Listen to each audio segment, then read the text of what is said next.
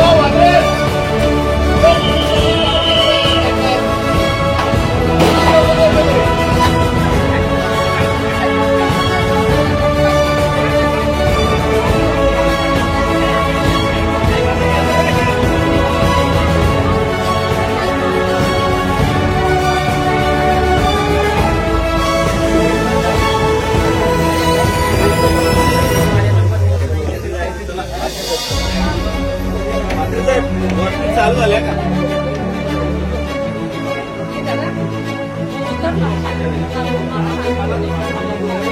चला खाली खाली खाली बोला खाली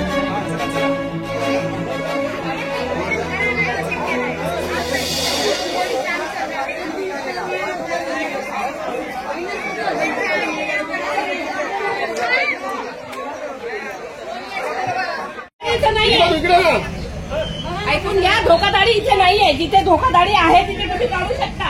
इथे धोकादाडी नाहीये. बोला तुम्ही हे काढू नका, एक पण मीटर काढू नका. धोकादाडी आहे इथे आपण बोर्ड लावले मॅडम. कुठे? मला मान्य आहे तसं नाही.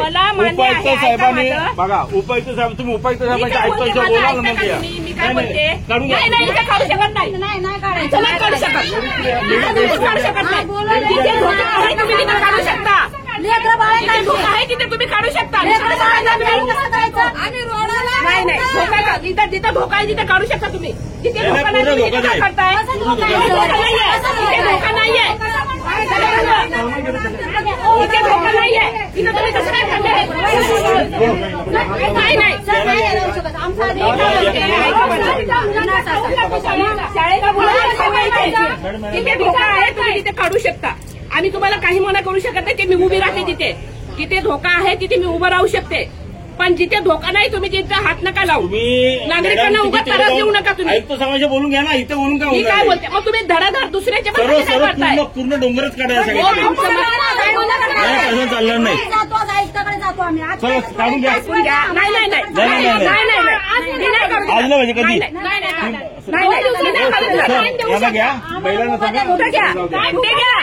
कुठे घ्या मॅडम इथे थांबा तुम्ही जरा. मला मान्य आहे.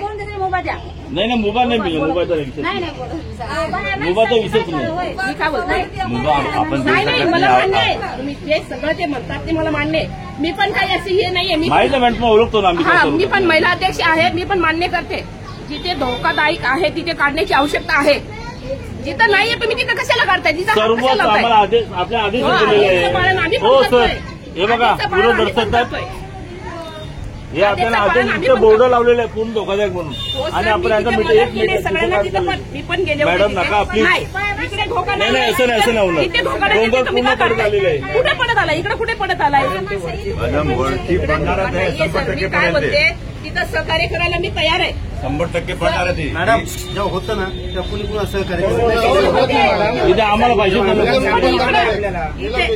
मॅडम प्लीज काय? रिक्वेस्ट तुम्ही असं काय विरोध पण करतो इथे तुम्हाला नका. धोकादायक नाही तुम्ही ते कसे नाही, काय पूर्ण करता? वर बंद करायचं करायचं. मी काढू देणार वर बंद करायचं. नाही पहिले माझं घर पडलं मी जबाबदारी घेईन. शाळेच्या मुलांना खाऊ जातो ते आम्ही सांगितलं नाही ते कसं तुम्ही सांगू करायचं. नका. हा, इथे तुम्ही फोन लावून आयुक्तांशी बोलून घ्या ना. मी नाही फोन लावू शकत तुम्ही लावा. बोला ना तुम्ही आम्ही तुम्ही कारवाई लावा करतो सर ना. फोन. मी काय बोलते आम्हाला कारवाई करू द्या ना. तुम्ही फोन कारवाईला लावा. विरोध नका करू. जिथे धोकादायक आहे तुम्ही तिथे काढा नाही. जिथे धोकादायक आहे तुम्ही तिथे काढा ना. आम्ही तिथे मना नाही करत. मॅडम, पण इथे खाली येत आम्ही.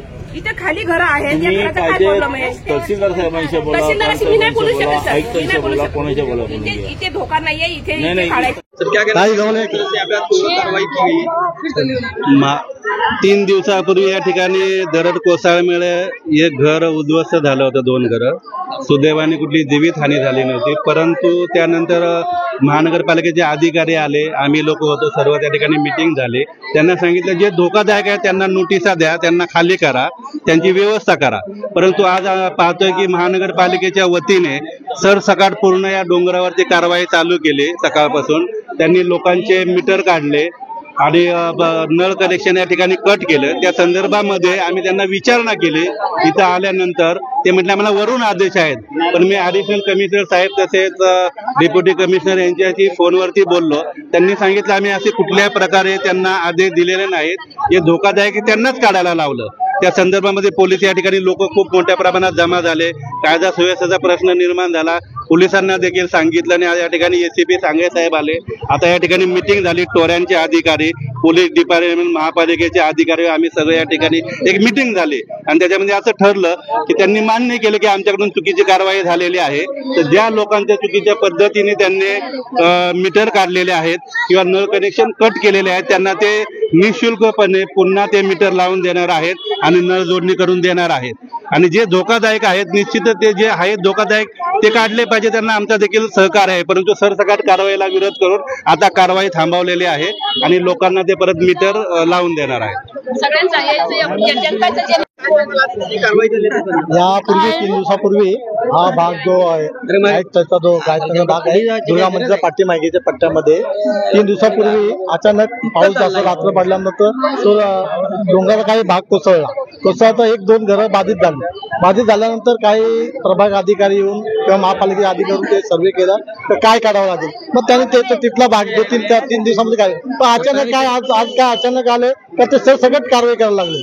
मग निकम साहेब तसं आमच्या भिवंडी शहर अध्यक्षा लक्ष्मीताई झुंबडे आम्ही एकत्र येऊन सगळ्या लोकांना समजवलं आणि त्यांना सांगितलं आणि मग प्रशासनाला आम्हाला निकम साहेब बोलले त्याप्रमाणे प्रभाग अधिकारी आणि एसीबी सांगे साहेब यांच्याशी चर्चा करून आम्ही पुढील कारवाईसाठी थांबून आता एका संध्याकाळपर्यंत मीटर जोडणार आहेत आणि पाणी पण जोडून देणार आहे. ज्यांच्यावर अन्याय झालाय त्यांना निःशुल्क जोडणार आहे आणि खरोखर तिथे बाधित आहेत त्यांना त्यांच्यावर कार्य होणार आहे. ही सगळ्यांनी नोंद घ्यावी.